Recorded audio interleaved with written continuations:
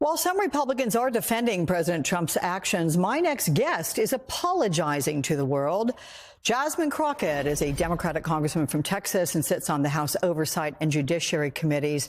And I'm awfully glad to have you here because I read what you said, apologizing to the world.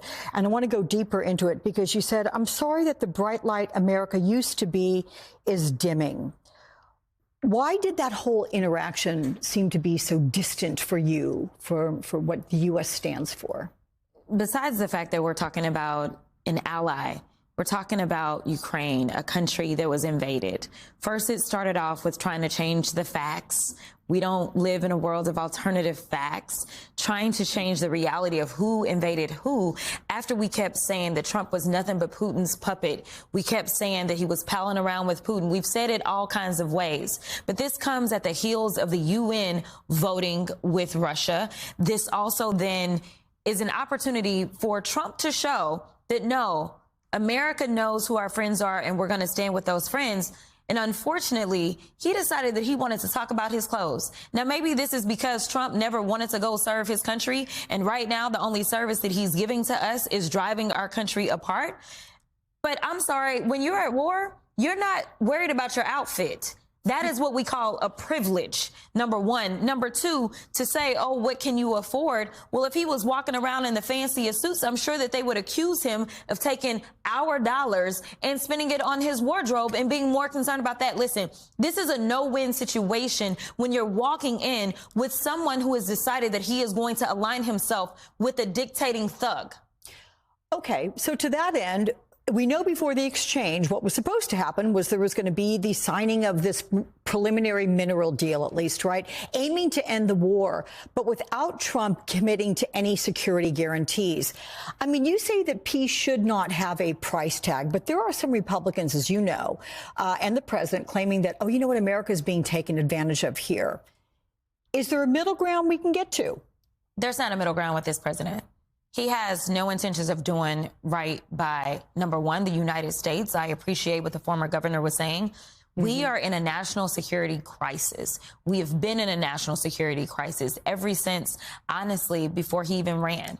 We know that he had our national secrets stored at Mar-a-Lago. People felt like that wasn't really a big deal. They wanted to compare it to what was going on with Joe Biden. We know that he was showing this to people that maybe weren't supposed to see our national security secrets.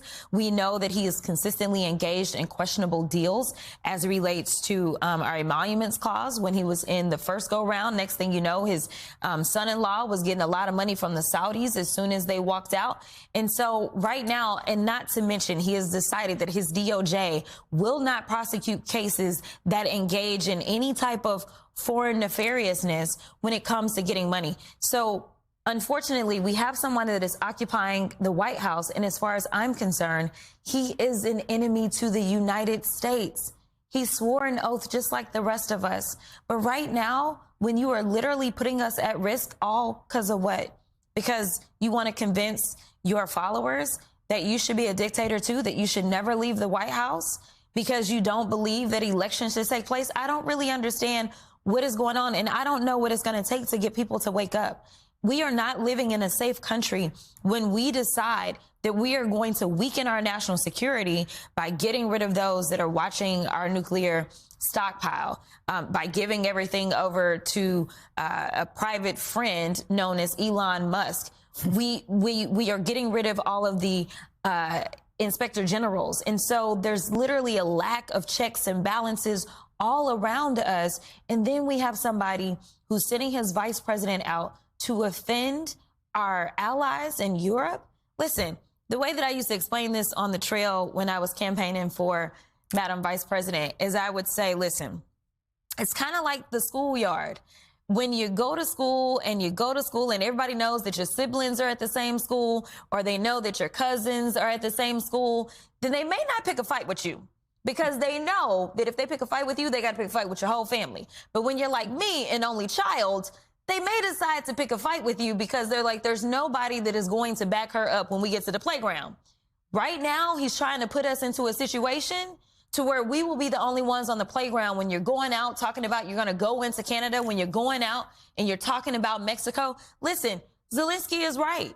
He doesn't have the privilege that we have. We've got water on each side, and we used to have friends on the north and south. He doesn't have that privilege. And so I really want America to wake up, because this should not be partisan. Be the selfish people that we love to be in America. Yeah. Worry about your safety. You mentioned Elon Musk, which brings me to those federal employees that are receiving that. These are emails again this weekend, demanding, asking, whatever, that they sum up what they did last week. And you're a member of the House DOJ subcommittee. Are you looking into the legality of this? I mean, should federal employees even respond? Have some been fired as they've been threatened to be fired if they don't respond? Do you know? We get no answers. No answers. DOJ is just something for Marjorie Taylor Greene to sit atop and make it seem like she's important. We ain't doing nothing. I mean, it's much like most of what we see in Congress, right? Because we've yet to have anyone that works for DOJ. I don't even have a list of who works for DOJ. We have nothing from them whatsoever. We have no findings from them where they're issuing reports to us and they're saying, hey, these are the things that we really need to root out as you are going through the budget process. We have none of that. We have no information about who exactly is sending these emails, because we know that they told the courts, oh, Elon isn't running DOJ. Then they told us that a woman that was on vacation in Mexico was running DOJ. Like, you talk about transparency, there is literally a lack of transparency. And when we decided that we wanted to subpoena him to come in, him being Elon, you know who didn't even want to debate it? The Republicans. Not only did they shut it down, but they wouldn't allow us to engage in debate, because they really don't have an explanation for why we would have an entire subcommittee that is supposed to sit atop this organization or whatever it is, because it's not really an organization, and they don't want to bring in the guy that is the face of it. Can I ask you, is it also a little bit because they're afraid to go up against Elon Musk and Donald Trump? Well, I don't know if they're afraid. I just think they're wusses. I mean, you know, I don't really know what it is, but right now, one of the things that the former governor just said, he talked about people basically giving up their rights and giving up their duties. I've said that they've castrated their constitutional duties. You've got Republicans that will only move, or as we used to say, jump, whenever Donald Trump says jump or Elon says jump, and it's usually how high. Right? Like, that's what they're doing. They are not listening to their constituents. And I want to say thank you so much to each and every one of you that has shown up to those town halls across this country, because that's what it looks like to be engaged in a real democracy. It looks like showing up and making sure those that have been elected because of your votes start to listen to you.